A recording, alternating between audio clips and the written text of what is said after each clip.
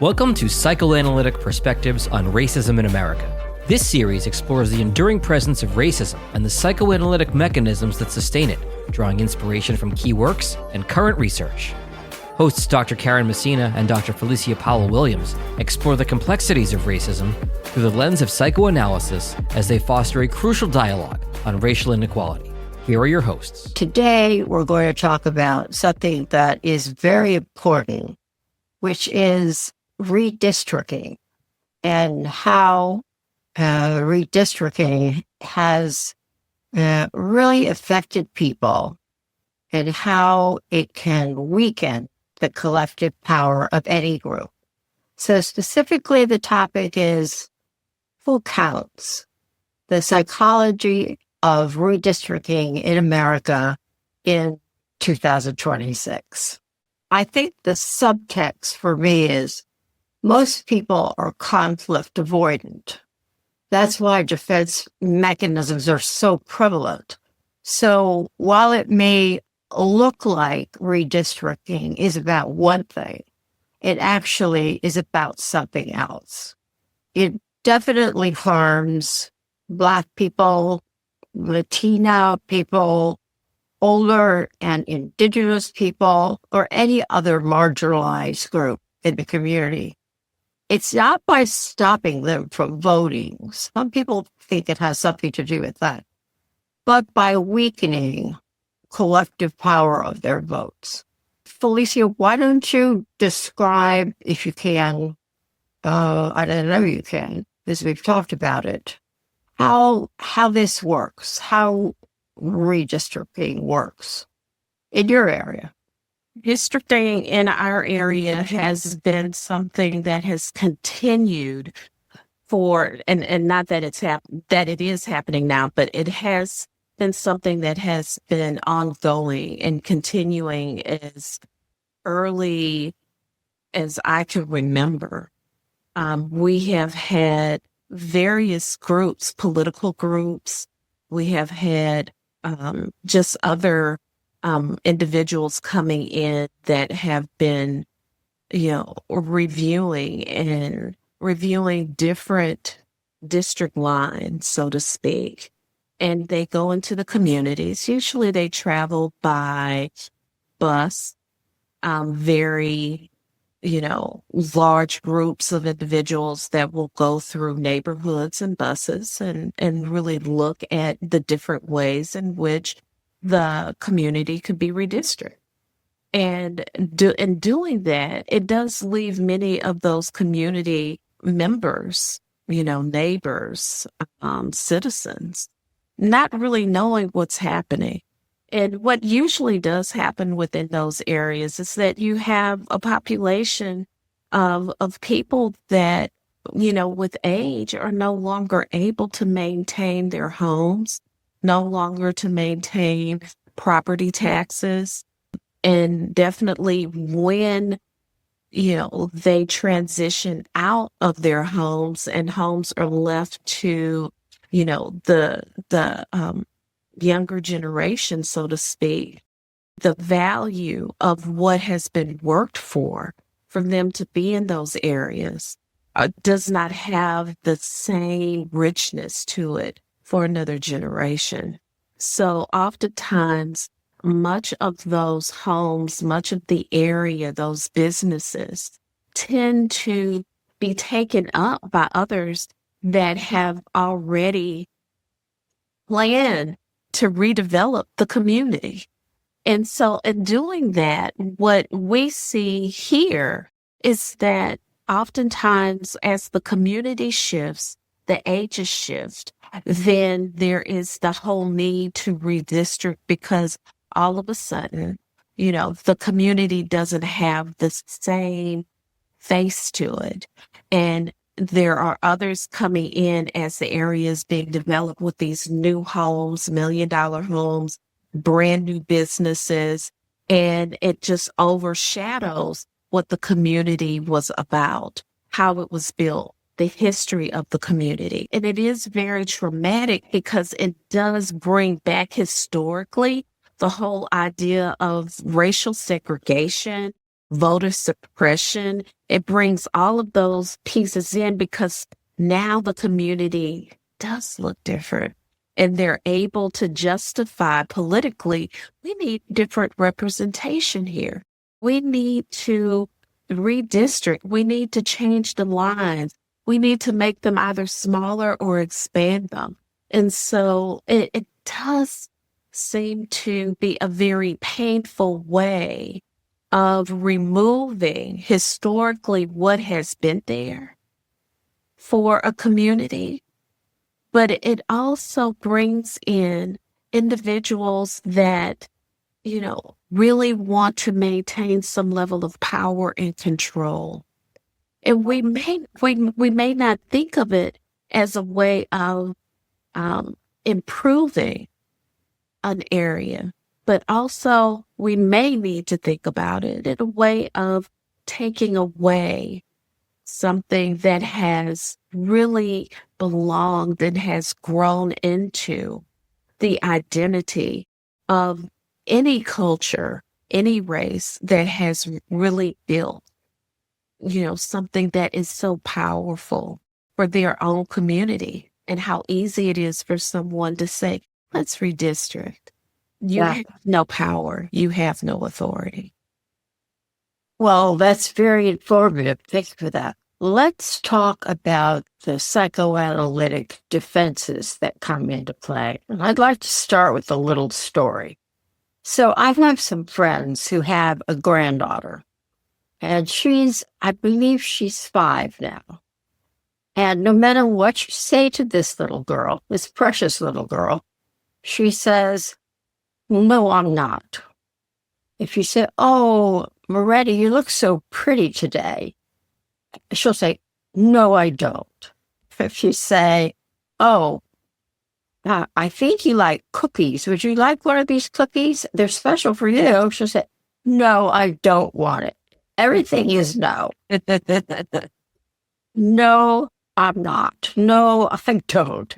No, anything. When I was thinking about the mechanisms of defense that are involved, and the first one, and I think in her case, I don't exactly, I haven't really thought about it, but it's some form of denial, maybe, for some reason, or maybe she's just finding her voice and realizing that she can say no to things and get a response.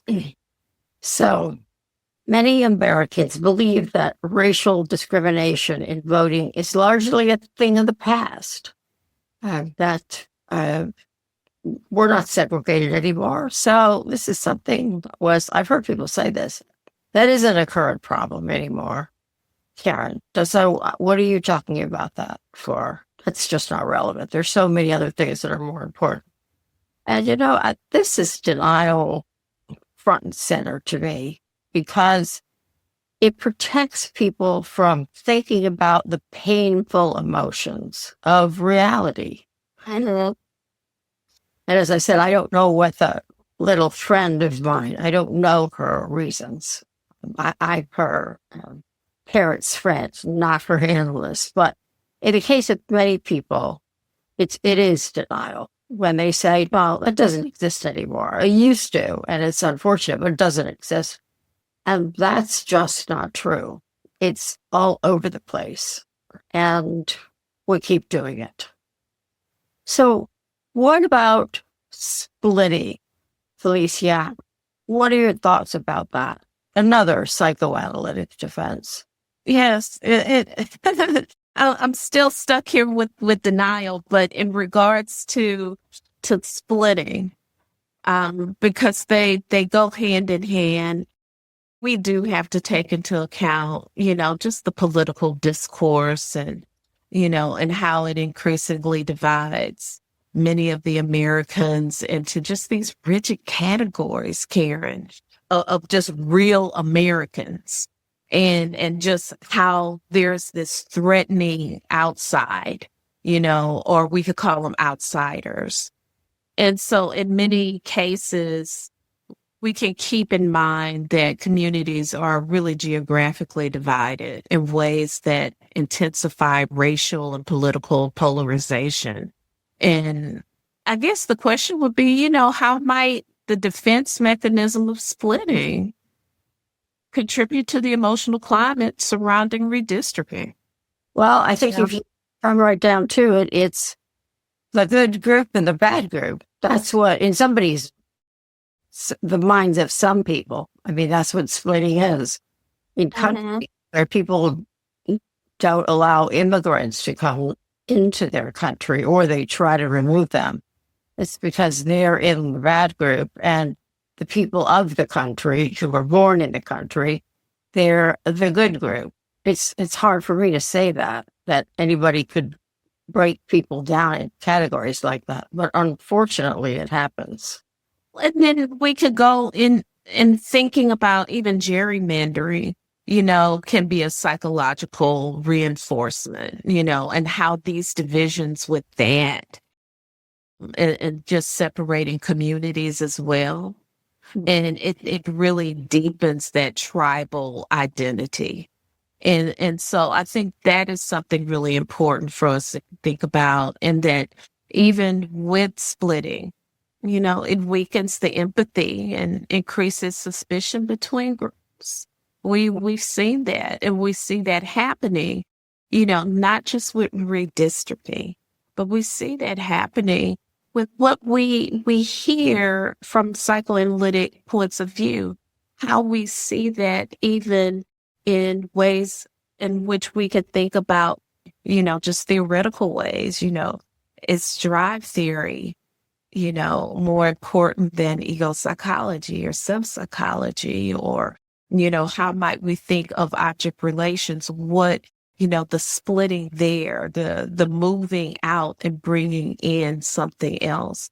So there is something that we can take from this and how we think psychoanalytically as well. Yeah, so as you were speaking, I was thinking, okay, what does this boil down to? And I think it boils down to control. One group trying to control another. I'm thinking again of my little friend. No, it's not me. No, I don't. No. It's the no factor. Now, if you think of the community idea of two different groups, one, say, that initiates the gerrymandering or the whole process of what we're talking about in general, redistricting. If you think of mechanisms of defense, it's about power to some extent. It's not me that's doing anything. You are just creating the scenario in your mind, which takes me to projection. And when people feel uncomfortable about something, they put it on another person or another group. Now, this doesn't mean they're aware that they're doing it. All of these defenses are unconscious. And that's what we mean by, what do we say, unconscious mechanisms of defense from a psychoanalytic perspective. But nevertheless, it's very hurtful. And what is the answer? For people to become more aware. Yeah. How about rationalization? Another one, Felecia. Even with rationalization, gosh, I think about that, and we've dealt with rationalization throughout history, and just the discriminatory systems that have been in place, and how these systems really try to defend using language about, all sorts of things, such as language about fairness, law, and protecting democracy. So these are things that I would consider under rationalization when we look at that as a defense mechanism. And then, I love to ask that question. And with rationalization, the question will be, how does it allow societies to just really justify practices that may ultimately harm political representation? So we're looking at that when we start talking about it, but not only to harm political representation, but to do that in a way in which it affects the communities, especially communities of color. So that's my question there. And I know that, rationalization does really transform emotionally, and and it transforms this kind of driven behavior, so to speak, into something that appears more logical and more morally justified. And so we do try to rationalize. This is the reason why we're really doing it. But I think that hand in hand with the rationalization and the justification that comes together, even with what you presented in the beginning, and that was with denial. Let's deny what's really there. And, and when we deny it, then we try to rationalize it in another way. But any thoughts about rationalization, Karyne? I think you hit the nail on the head.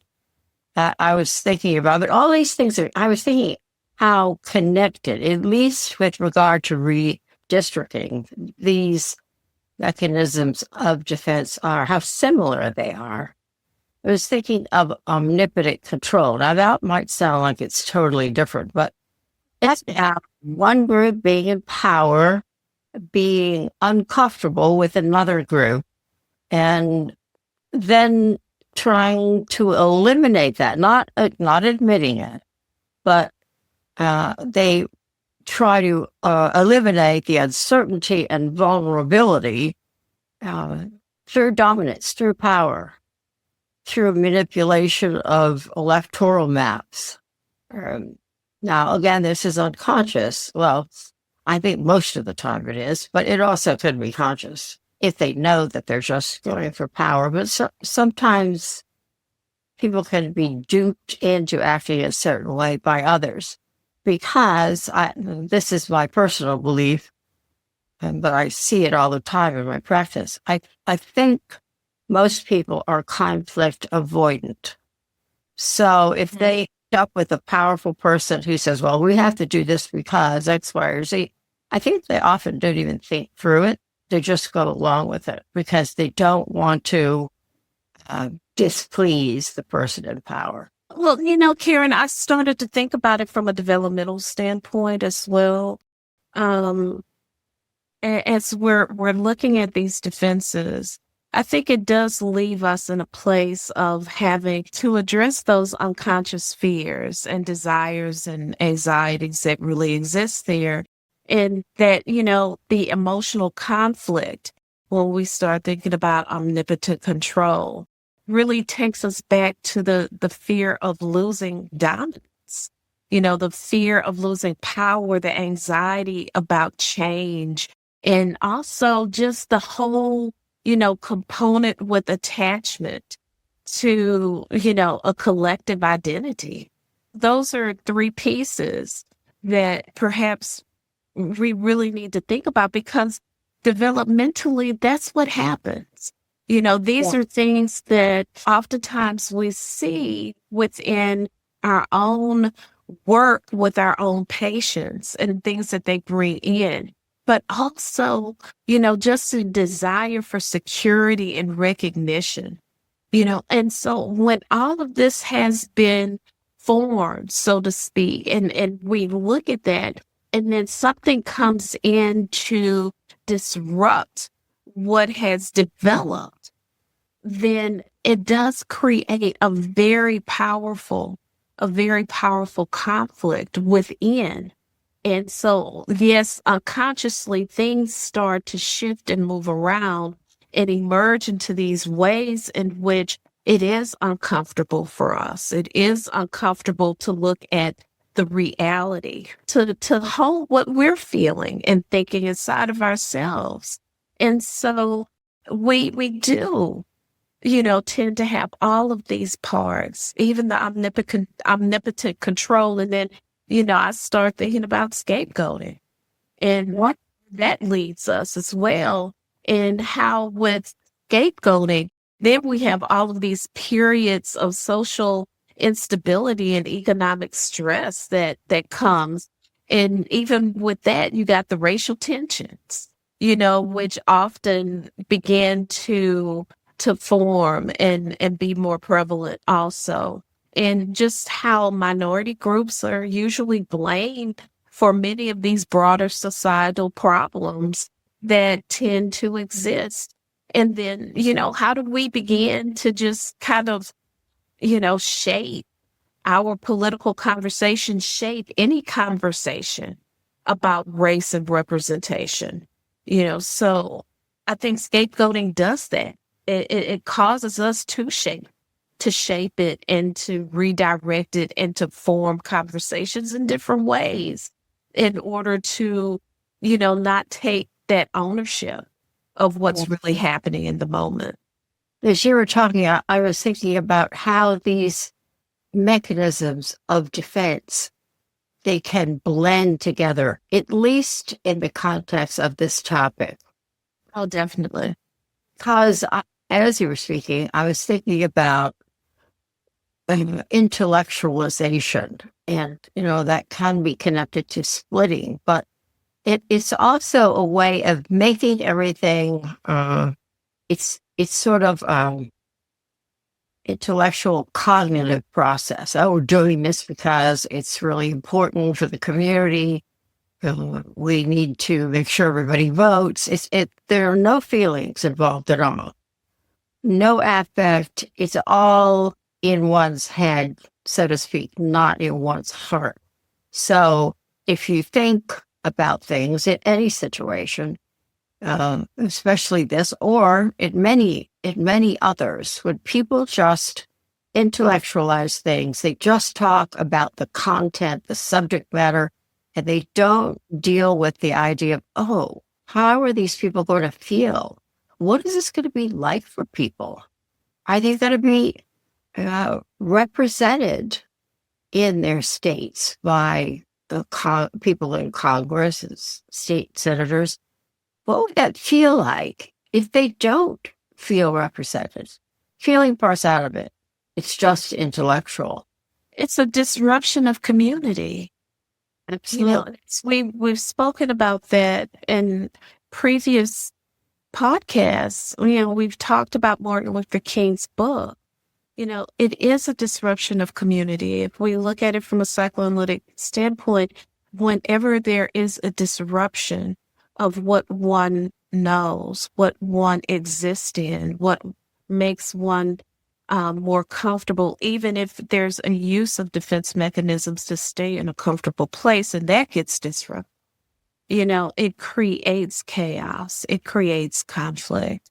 And so when these communities within ourselves are disrupted, it creates very painful, very shaming ways of existing. And so it devalues parts of self. It removes things that may have felt very comfortable, may have felt very anchored in a way of being. Now, mind you, that way of being may not always be something that has much richness to it, but it belongs to someone. It is a part of what they may have created as a part of their community. How does anyone really come in and judge, the richness or the value of it? They do that. And they do that as you've been speaking, as we've both been speaking today about, let's just come in and disrupt the value, disrupt, this because there's something more that the other wants, and the other wants power. The other may want control, and the other wants to be able to have a way of forming and developing something that will eventually benefit them. Now, what we haven't, and we may have mentioned this also, but I don't recall us really talking about fear, and fear of the other having something, fear of, another group being able to hold together something that really is something that belongs to them, something that they possess. And there's a need to take that and disrupt that and find it to be devalued so that the other dominating party can create what they want. And again, we go back to the fear of losing control, not having control, but definitely doing whatever they can to have control. And we see that back and forth in much of the analytic work that we do and how that comes up unconsciously. Well, I have to bring up one defense mechanism, because I always do in projective identification. There you go. It seems like it's particularly important to talk about in this context.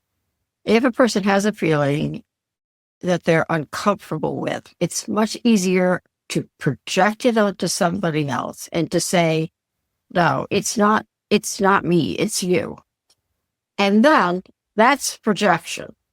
If a person, the recipient, starts to feel like, well, maybe there's something to that, and that becomes a part of sort of their daily living or who they are, that they've identified the projection.